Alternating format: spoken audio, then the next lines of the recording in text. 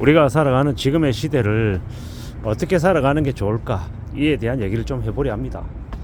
제가 말씀드리는 기조는 잘 아시고 계실 겁니다. 좀 조심하고 좀 경거망동하지 않고 좀 신중하게 차분하게 뭔가를 결정하고 생각하고 판단하는 게 좋을 것 같다라는 겁니다. 특히나 지금의 시국에는 함부로 기대치를 높이면 안 된다라고 봅니다. 예를 들어서 받는 월급을 예를 들어 300만 원이라고 가정을 해볼게요. 그리고 매년 연봉 이상이 10%씩 됐단 말이죠. 지난 몇 년간. 그래서 앞으로도 내년에도 30%, 내년에도 연봉이 10% 오를 거고, 그 다음에도 10% 오르고, 그 다음에도 10% 오를 거다. 그래서 대략 한 3년 동안 앞으로 연봉이 인상될 예상 금액이 첫 해년도에 30만 원, 그 다음 연도에 30 몇만 원, 또 그 다음 연도에도 40만 원, 이런 식으로 미리 계산을 해서 앞으로 임금이 올라갈 그 예상치를 계산해서 그 돈을 자신의 수입으로 미리 잡아놓고 그 이후에 또 뭔가를 하겠다, 이런 계획을 세우는 것만큼 이 어리석은 게 없다라는 겁니다. 우리가 내년에 그리고 내후년에 내가 다니고 있는 회사에 계속 머물게 될지, 아니면 상황이 달라져서 내 일자리가 사라질지 모르는 게 지금의 시국이다라는 겁니다. 그렇기 때문에 항상 이 긍정적으로 최대한 자신에게 유리한 쪽으로 예측하지 말고, 반대로 최대한 불리한 쪽으로 예상하고 예측하고, 그러한 상황들이 벌어질 수 있다라고 최악의 경우의 수를 산정해 놓고 그에 따라서 어떻게 지낼지를 궁리하는 게 제일 좋을 것 같다라는 겁니다.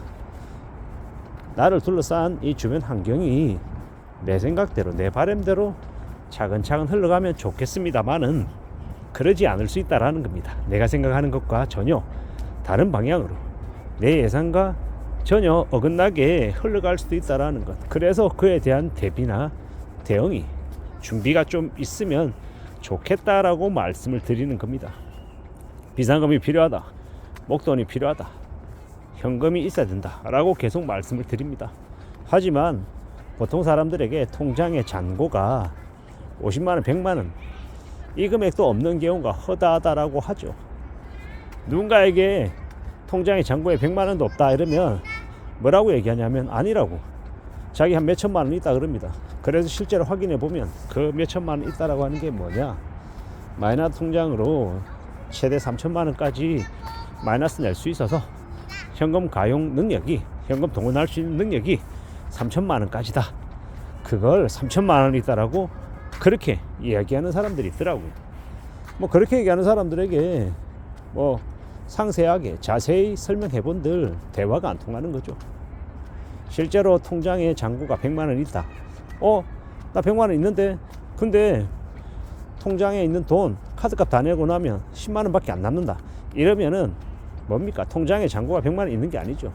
지금 시점에 통장에 100만 원 있냐 없냐를 얘기하는 게 아니라 나갈 것들, 지출할 것들 다 제하고 난 이후에 평균 잔고액이 100만 원 이상 이냐 아니냐 이런 것들을 얘기하는 거죠. 저 같은 경우에는 통장에 잔고가 그거밖에 없으면 되게 불안할 것 같은데 그런 걸로 전혀 불안해하지 않는 사람들이 많은가 봅니다. 자신의 아파트 가격이 20억이다, 30억이다, 평가 자산 금액으로 되게 부자이다, 여유롭다 이렇게 생각하면서 마통으로 애들 학원 보내고 자기 술 마시고 여러 가지 이제 가족들 여행비도 쓰는 이런 것들을 아무렇지도 않게 생각하더라고요. 왜냐? 만병통치약 자기 아파트 가격이 있다 이거죠.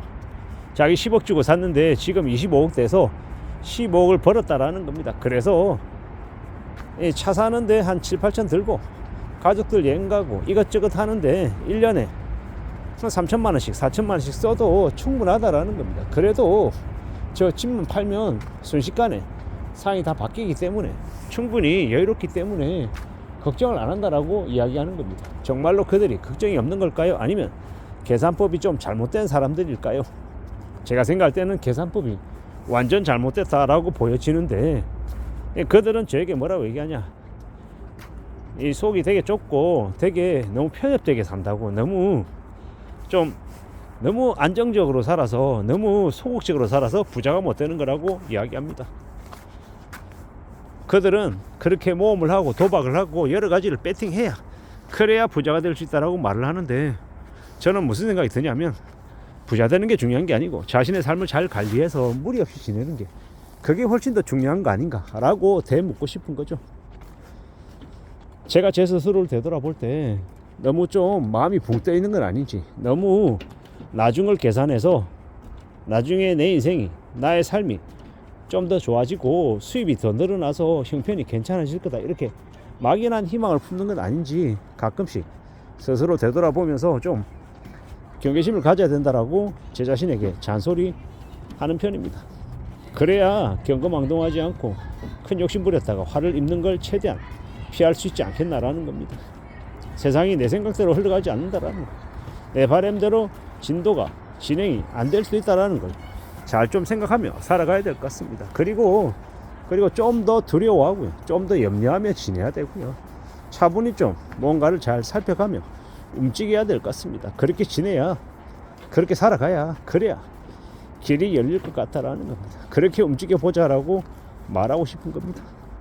차근차근 차분히 움직이고 싶죠. 좀 더 가능성들을, 좀 더 희망을 만들어가고 싶다라는 겁니다. 그러려면 제가 좀 진정이 되어 있어야 되고 차분해야 될 것이고, 함부로 여행을 바래서도 안 될 거고, 좀 신중하게 판단하고 돌다리를 두드려가며 아주 천천히, 아주 느리게 결정하는 게 맞지 않겠나라는 겁니다.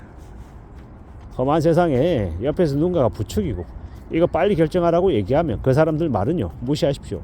아예 그냥 그렇게 말하는 사람은 가까이 하지 말라는 말씀을 드립니다. 왜냐? 그렇게 옆에서 부추기는 사람들이 있으면 나도 모르게 욕망이, 탐욕이 생겨서 올바른 결정을 못할 수 있다는 겁니다. 무서운 일이죠. 함부로 여행을 바라거나 함부로 서둘렀다가 인생이 파멸로 망가지는 경우가 너무도 많다라는 겁니다. 좀 더 두려워하고, 좀 더 염려하고, 좀 더 조심하며 살아가는 걸 적극 실행해야 된다라고 보는 겁니다. 지금의 시대는요, 주변에서 유혹하는 사람들이 너무도 많습니다. 말도 안 되는 개소리 하는 놈들이 너무도 많다라는 걸. 그런 이들과 어울려 다니고 같이 흥청망청거리며 살면 어떻게 됩니까? 인생이 같이 추락합니다. 그래서 더 조심하고, 더 염려하고, 더 신중하게 살아가야 된다라는 말씀을 드립니다. 함부로 나의 생각을, 나의 마음을 누군가에게 주는 건 위험한 일이다. 내가 좀 더 신중하게, 내가 좀 더 삶을 착실하게 잘 살기 위해서 차라리 외롭게 혼자 있는 시간을 많이 가지고 내 스스로와 나 자신과 얘기를 좀 더 많이 나누면서 나를 좀 더 추스리고 나를 좀 더 잘 좀 만들어가는 게 좋을 것 같다라는 이야기를 하고 싶었습니다. 이상입니다.